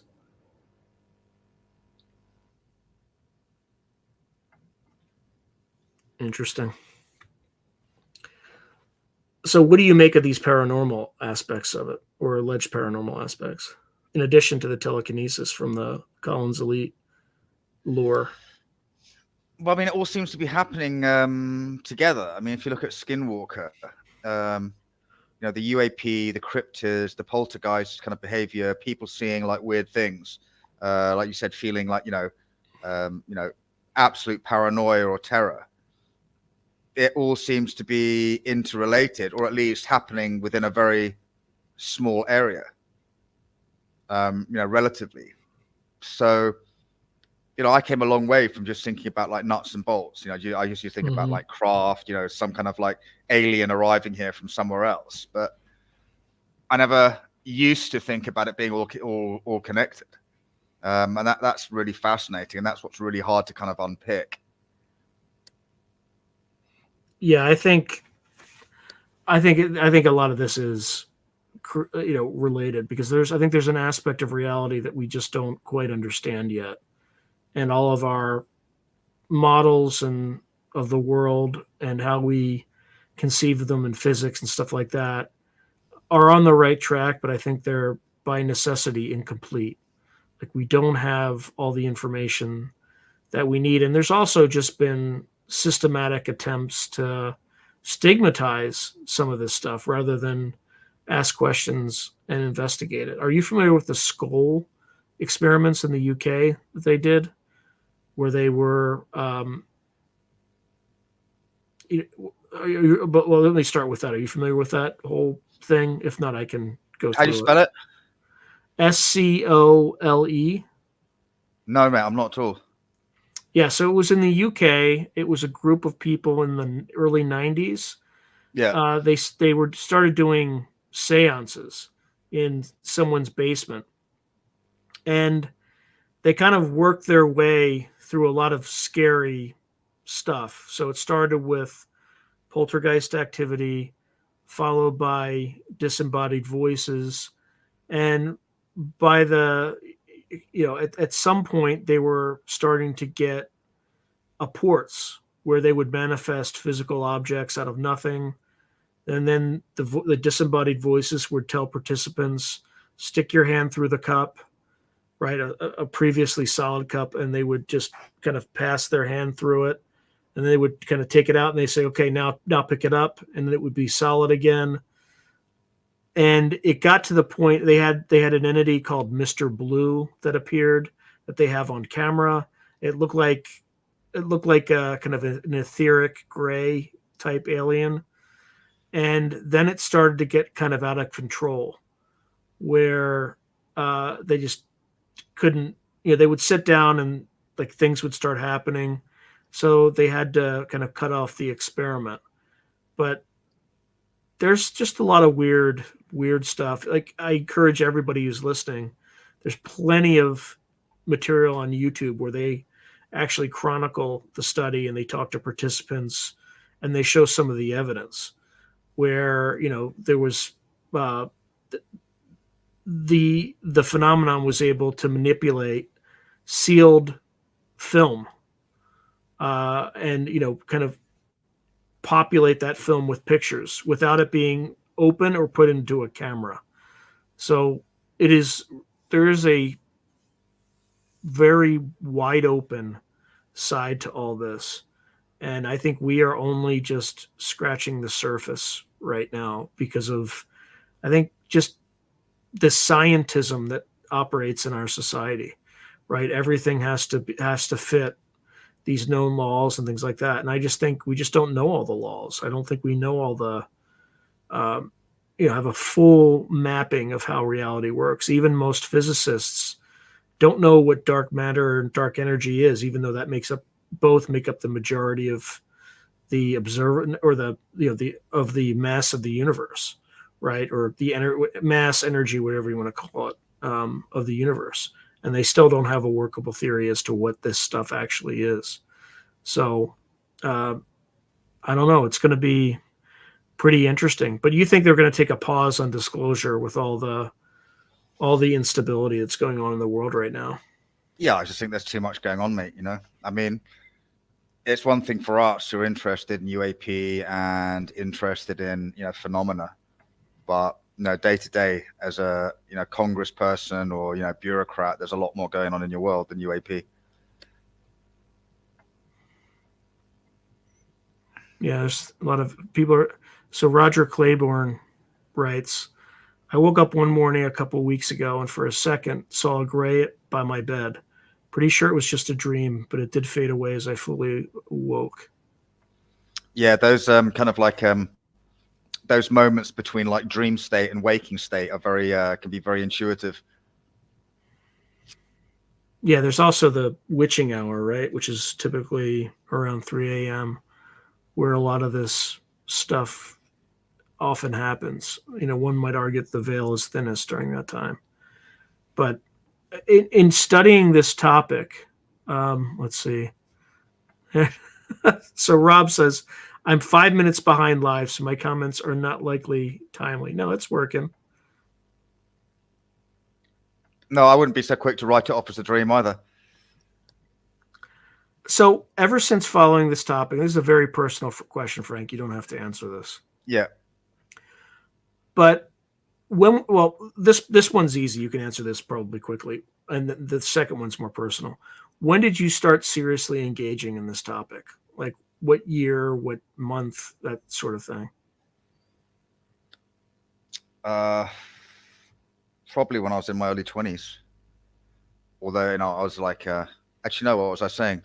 I mean, I had engagement. I'm an experiencer. So I didn't understand what was going on at the time, and I'm still trying to figure it out. But probably from, kind of like early teens, mid-teens. And then... Can you talk about being an experiencer? I did not know that, actually. I should have known that a long time ago. I didn't know that. Yeah. I mean, I'm happy to talk in more detail offline. But okay.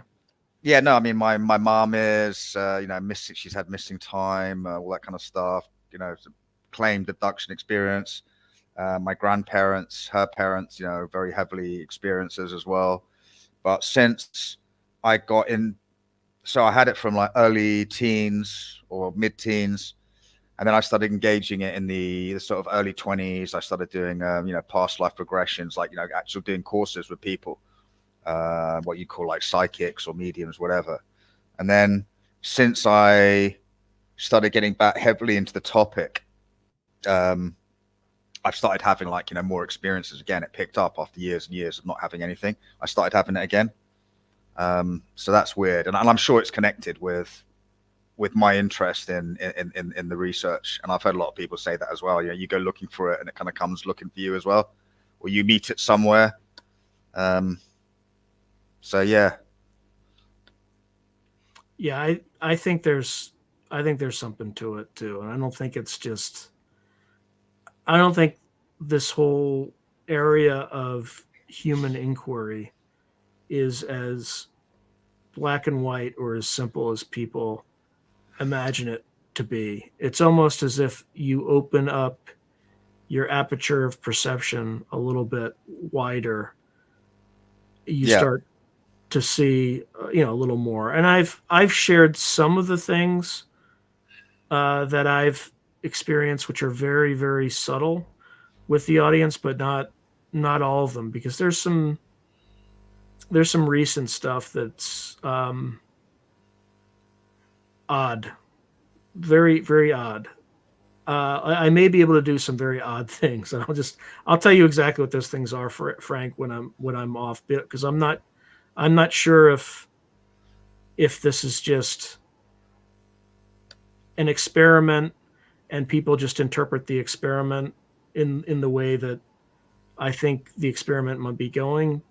In other words, I don't have enough data, but I have some data that's pretty weird.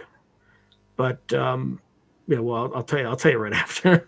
It's just until I know for sure, I'm not gonna advertise that. Fair But one, I have found that if you start to engage in this topic, subtle but weird things start to happen, and most of them are easily explainable as perfectly natural, right? The most common one that I talk about is the great horned owl that was that was on my back fence, right? That allowed me to approach it and take 1,000 photos of it. Like that's not how owls behave, right? But it was an owl. I'm not saying it wasn't an owl, but it Do you wasn't perceive it behaving. now? Well, I have pictures. I also have pictures. So, I certainly perceived it as an owl, and whatever it was could certainly appear as an owl, but it didn't behave like an owl, right? If that makes any sense. Yeah, it does, But mate. Yeah.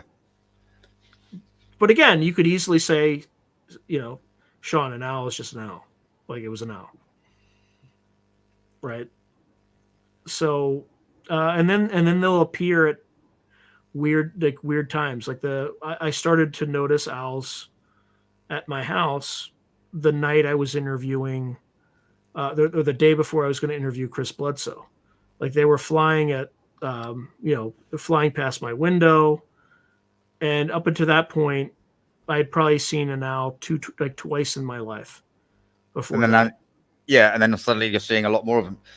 I see. Yeah, in fact, last week, I think Monday evening, I heard like a scream, like a blood curdling scream, several times out, from outside. And I went outside, and it wasn't a great horned owl, but I knew that was like a western screech owl or a barn owl, and I was able to find it, and it was just kind of looking down at me, making sure that I knew it was there. And then as soon as I started to approach it, it flew away, confirming it was definitely an owl.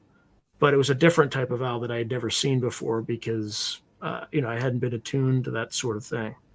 But anyway, I mean, just you have owls, you have synchronicities. Sometimes you have precognitive dreams. Not often, but that sort of stuff starts to happen when you follow this topic. But again, all of it is plausibly deniable. Someone could easily explain each individual instance. It's just the totality of the experience is something that I think is noticeable. But again, if somebody says sometimes an owl's an owl, you just got lucky on the precognition, right? It was just a lucky hit or whatever. I don't have enough data to argue otherwise, right? It's just one of those things. But this is the sort of thing that happens with this stuff. All right, Frank, we got 5 minutes. What is there anything you want to talk to the audience about that we haven't at all covered? I don't know, mate. I know everyone, for folks who just joined, Frank, it's let's see, it's almost, no, it is past 4 a.m., right? Yeah, it's past 4 a.m. Yeah, he's fighting, man. He's fighting, and I haven't seen him drink any alcohol.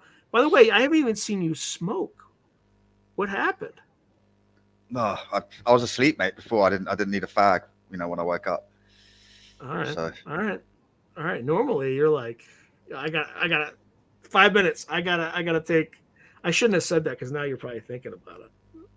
No, no, I'm not You, actually, mate. No, no, it's just I don't know. At night time, I don't seem, during the day, yeah, I like to have a fag, but in the middle, I don't wake up like in the middle of the night and go, oh, I want to go and smoke a cigarette. I just go back to sleep, So yeah, it would be. Oh, actually, here's a good question. This is a great question. I'm going to ask you this one. yeah, So Austin Gilbert says, Frank, what's your take on Mike Herrera? I don't know much. I don't know enough about him, Austin, mate.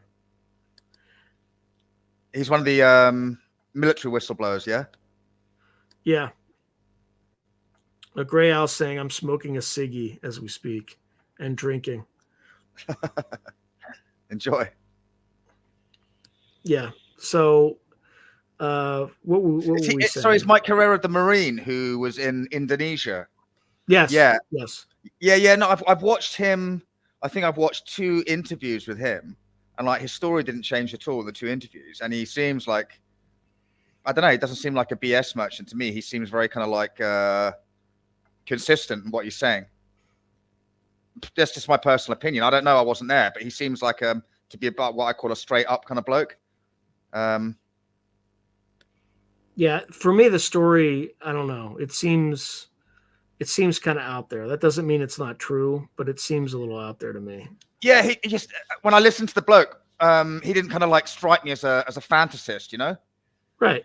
And he didn't strike me as somebody who's sort of like trying to seek recognition or trying to like push a brand or something like that. I mean, for all I know, why would you go out there and say something like that? There are people, man. There are people who will say anything for attention. That doesn't mean he is. My view on him is I don't know. I can't. Yeah, I can't. I can't fall on either side because A, I haven't interviewed him, and then B, there's just a like why were they in Indonesia? What's going on? Like a lot of it, like who are these guys? Why are they trafficking people? It doesn't. I don't see what the interest is, and maybe there's just so much secret stuff that we're not even scratching the surface, and you have to know a whole chain of things in order to understand what would motivate people to be there, right? Well, mate, I mean, you just don't know. I mean, when it comes to like military intelligence agencies, right? I'll just tell you a quick story, which is really interesting. I had a job when I was still in school. I was like 17 or 18, and I used to work part-time, right, in this electronic shop, like selling electronics. And part of my job was on the weekends, I'd go around to people's houses. They'd buy a TV and a video. This is in the days of VHS. Yes, I'm old. So I'd go around and I'd hook up their new, deliver their new TV, and I'd hook it up to the video stuff for them. Anyway, I became mates with this bloke. Really interesting guy. He'd been in like, the Air Cav in Vietnam. He was a helicopter pilot.